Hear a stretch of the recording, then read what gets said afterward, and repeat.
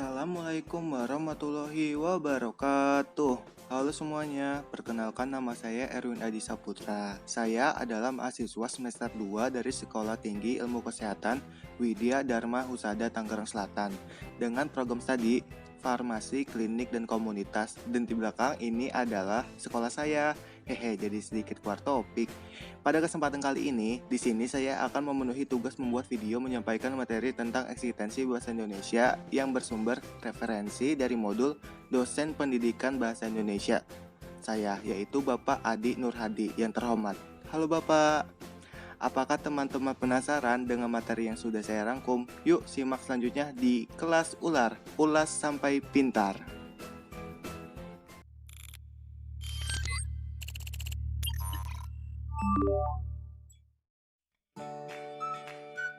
Wah, sudah sampai. Yuk kita mulai. Sebelum memasuki materi ini, saya akan memberikan gambaran umum dari materi yang kali ini saya bahas, adalah eksistensi bahasa Indonesia. Sebelumnya, apa itu bahasa Indonesia?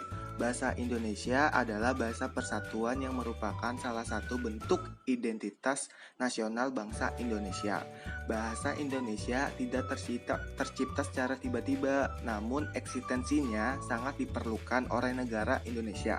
Oleh karena itu, di sini saya akan membahas sejarahnya terlebih dahulu.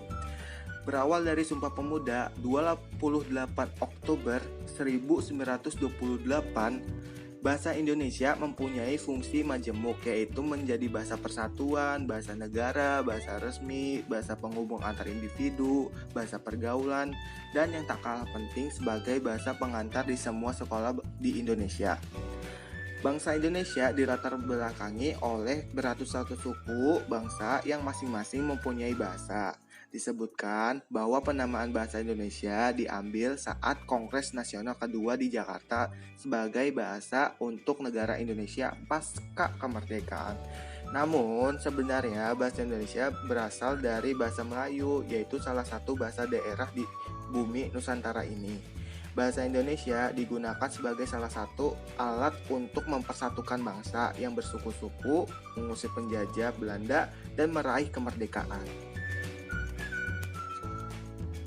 Menurut Arifin, ia mengemukakan ada 4 faktor yang menyebabkan bahasa Melayu diangkat menjadi bahasa Indonesia, yaitu yang pertama, bahasanya merupakan lingua franca di Indonesia, yang merupakan bahasa perhubungan dan bahasa perdagangan, yang maksudnya adalah bahasa yang digunakan sebagai alat komunikasi umum di Nusantara atau sebagai bahasa persatuan dan bahasa penghubung.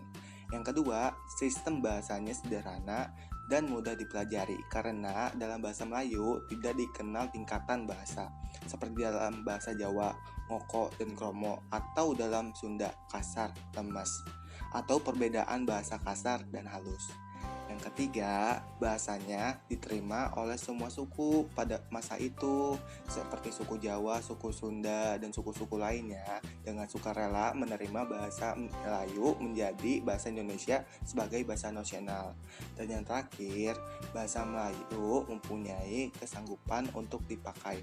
Maksudnya, untuk dipakai sebagai bahasa kebudayaan dalam arti yang luas. Sebagai warga negara Indonesia yang baik dan sudah menjadi kewajiban kita untuk mencintai bahasa sendiri.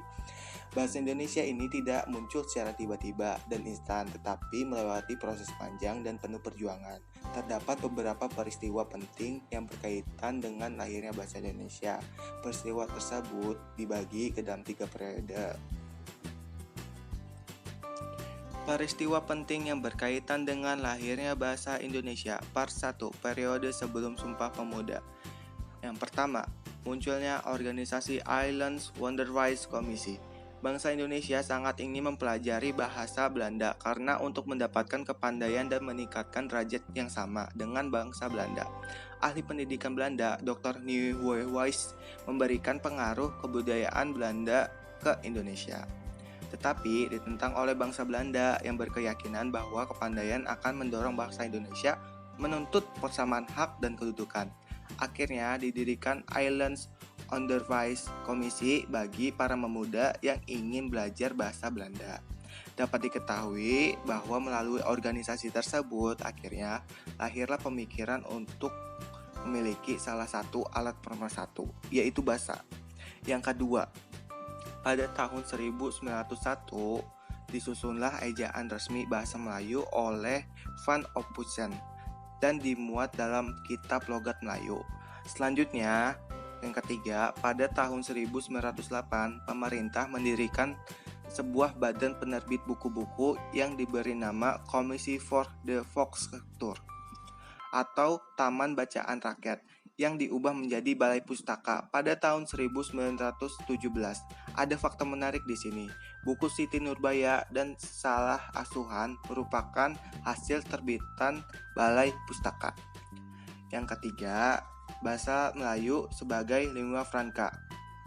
Menurut Kosasih, ia mengemukakan bahwa sejak abad ke-7 Masehi, bahasa Melayu telah digunakan sebagai bahasa perhubungan pada zaman Kerajaan Sriwijaya.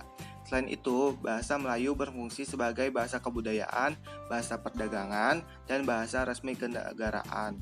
Bukti sejarah memperkuat dugaan tersebut seperti adanya prasasti Karangbrahi antara Jambi dan Sungai Musi tahun 688 yang berisi prae nagari dan berbahasa Melayu kuno.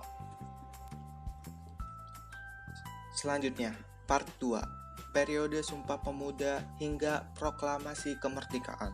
Yang kelima, munculnya Sumpah Pemuda pada tanggal 28 Oktober 1928. Hal ini menjadikan peristiwa yang sangat besar di Indonesia, karena Sumpah Pemuda adalah awal kelahiran bahasa Indonesia.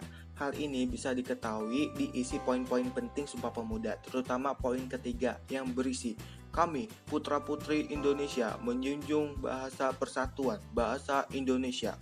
Yang keenam, munculnya Angkatan Pujangga Baru di tahun 1933. Angkatan Pujangga Baru merupakan angkatan yang hadir untuk menggantikan Angkatan Balai Pustaka. Yang ketujuh, Kongres Bahasa Indonesia pertama di Solo tahun 1938.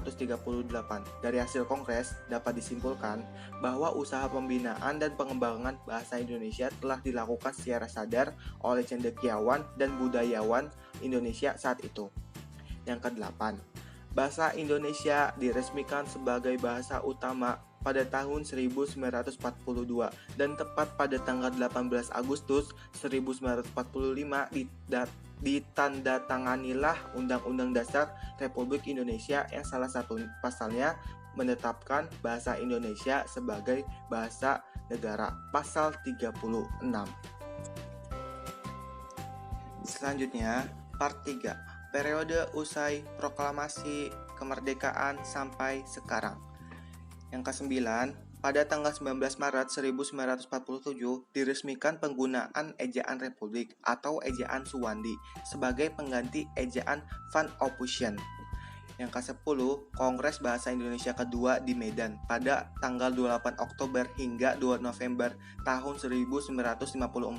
Hal ini salah satu perwujudan tekad bangsa Indonesia untuk terus-menerus menyempurnakan bahasa Indonesia. Yang ke-11, pada tanggal 16 Agustus 1972, Soeharto selaku Presiden Republik Indonesia kala itu meresmikan penggunaan ejaan bahasa Indonesia yang disempurnakan atau biasa disebut EYD sebagai pengganti ejaan yang sebelumnya. Yang ke-12, Kongres Bahasa Indonesia ketiga di Jakarta pada 28 Oktober hingga 2 November tahun 1978. Hal ini merupakan peristiwa yang penting bagi bangsa Indonesia untuk terus-menerus berusaha memantapkan kedudukan dan fungsi bahasa Indonesia. Sejak saat itu, Kongres Bahasa Indonesia dilaksanakan setiap 5 tahun sekali. Dan itu adalah rangkaian sejarah dari proses terbentuknya bahasa Indonesia yang sudah saya rangkum. Sebelum mengakhiri video ini, saya diberikan pertanyaan oleh Bapak dosen Pendidikan Indonesia yang saya hormati, yaitu peran bahasa dalam kaitannya dengan kepribadian merupakan hal yang sangat penting.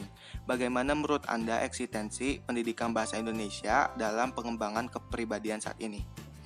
Menurut saya, keberadaan pendidikan bahasa Indonesia sangatlah penting. Karena selain sebagai salah satu bentuk identitas bangsa Indonesia, pendidikan bahasa Indonesia mempunyai peran penting dan sangat berpengaruh terhadap pengembangan kepribadian seseorang, khususnya dalam pendidikan karakter. Karena bahasa dapat membentuk karakter manusia. Hal ini karena bahasa merupakan refleksi kepribadian. Baik atau buruknya karakter seseorang tercermin dari cara orang tersebut ketika berbahasa. Jika mampu menggunakan bahasa secara baik, maka juga akan berpengaruh dalam kepribadian, watak, atau karakter yang baik pula. Mungkin itu saja yang dapat saya sampaikan. Semoga kalian bangga menjadi warga negara bangsa Indonesia, bangga sebagai bangsa dan bertanah air Indonesia, bangga berbicara bahasa Indonesia, bangga dan cinta terhadap tanah air Indonesia. Sekian dari saya, mohon maaf apabila terdapat kesalahan kata. Jangan lupa endorse saya. Akhirul kalam, wassalamualaikum warahmatullahi wabarakatuh.